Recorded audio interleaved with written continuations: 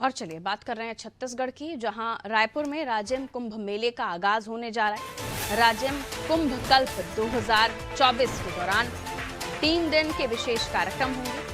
15 दिन तक राजिम कुंभ चलेगा। मेले में साधु संतों का आगमन होगा। मेले में नागा साधुओं का भी आगमन होगा। 3 दिन विशेष कार्यक्रम आयोजित होने हैं। 15 दिन तक सांस्कृतिक कार्यक्रम चलेंगे। तो राजिम कुंभ मेले के दौरान 15 दिनों तक अलग अलग कार्यक्रमों का आयोजन होगा। अलग अंदाज में राजिम कुंभ कल्प का आयोजन होने जा रहा है। 3 दिन खास तौर पर इस कुंभ का आयोजन किया जाना है। नंदलाल हमारे साथ जुड़े हुए हैं। क्या कुछ यहाँ पर किस तरह का कार्यक्रम होने जा रहा है, किस तरह की तस्वीर नंदलाल राजिम कुंभ में देखने को मिलेगी और किन लोगों के खास तौर पर मौजूद रहने की खबर है? नंदलाल, आवाज मिल रही है आपको? जी जी पारुल, बिल्कुल। जिस प्रकार से देखा जा रहा है कि जो तैयारियां पहले से चल रही थी, वो महीने भर तैयारियां जो चली वो पूरी हो गई है और आज से राजिम कुंभ मेले का शुरुआत हो गया है। और मंत्री बृजमोहन अग्रवाल मुख्य रूप से वहां मुख्य अतिथि के रूप में रहेंगे और जितने भी जो मेले में आगंतुक हैं, आने वाले हैं, वो जो तैयारियों को पहले से ही देखने के लिए जा रहे थे मेला स्थल पर और जायजा भी लेने के लिए मंत्री बृजमोहन अग्रवाल वहां पहुंचे हुए थे और मेला का तैयारी पूरा कर लिया गया था। जायजा लेने पहुंचे हुए थे। आज से मेला का शुरुआत होगा।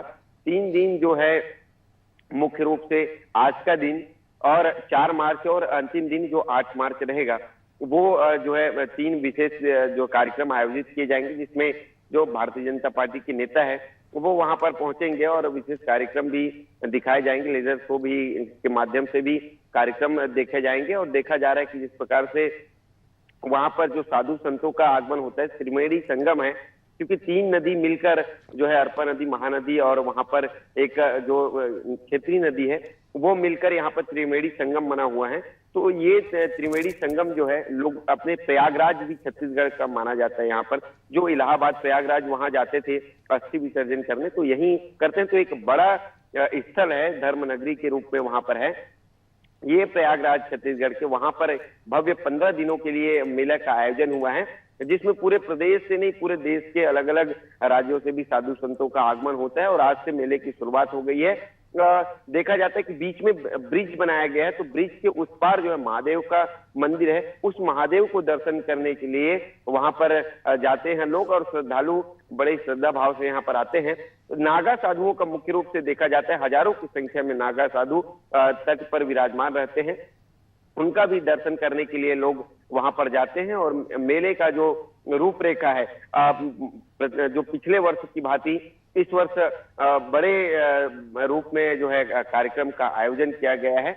और जो कार्यक्रम 3 दिन की बात कर रहे हैं, उसमें बाहर से भी लोग आएंगे और अपने यहाँ पर जो कार्यक्रम आयोजित है, सांस्कृतिक कार्यक्रम, क्षेत्रीय कलाकार भी अपनी प्रतिभा का वहां पर प्रदर्शन करते नजर आएंगे। और कई ऐसे जो आयोजन है उसको लेकर जो तैयारियां थी वो लगभग तय मानी गई है, क्योंकि आज से ही शुरुआत होगी, दोपहर से शुरुआत हो जाएगी और शाम तक जो है भीड़ लोगों का लगना भी शुरू हो जाएगा। तो राजिम कुंभ अपने आप में, क्योंकि लोग सुबह सुबह 5 बजे स्नान करने के लिए भी चले जाते हैं और ये 15 दिन लगातार भीड़ बढ़ते ही जाती है। अमूमन देखते हैं कि 1 से 2 दिन का जो मेला लगता है उसमें जो है भीड़ तो देखा जाता है, लेकिन जैसे जैसे इसका 4थे रोज, 5वें रोज, 6वें रोज और भी भीड़ उमड़ते नजर आती है। ये राजिम कुंभ का एक अपने आप में जो है एक देखा जाए तो अलग पहचान है। और जितने भी साधु संत हैं वो मुख्य रूप से वहां पर विराजमान रहेंगे और देख सकते हैं कि जिस प्रकार से मेला का आयोजन यहाँ पर 15 दिनों के लिए किया गया है, ये प्रदेश के लिए सबसे बड़ा राजिम कुंभ का मेला माना जाता है। साथ ही साथ देखते हैं कि श्वेत गंगा मुंगेली जिले में भी जो प्रसिद्ध मेला है वहां का भी इससे जुड़ा हुआ है, क्योंकि एक साथ ही लगभग शुरुआत मानी जाती है मेलाओं में।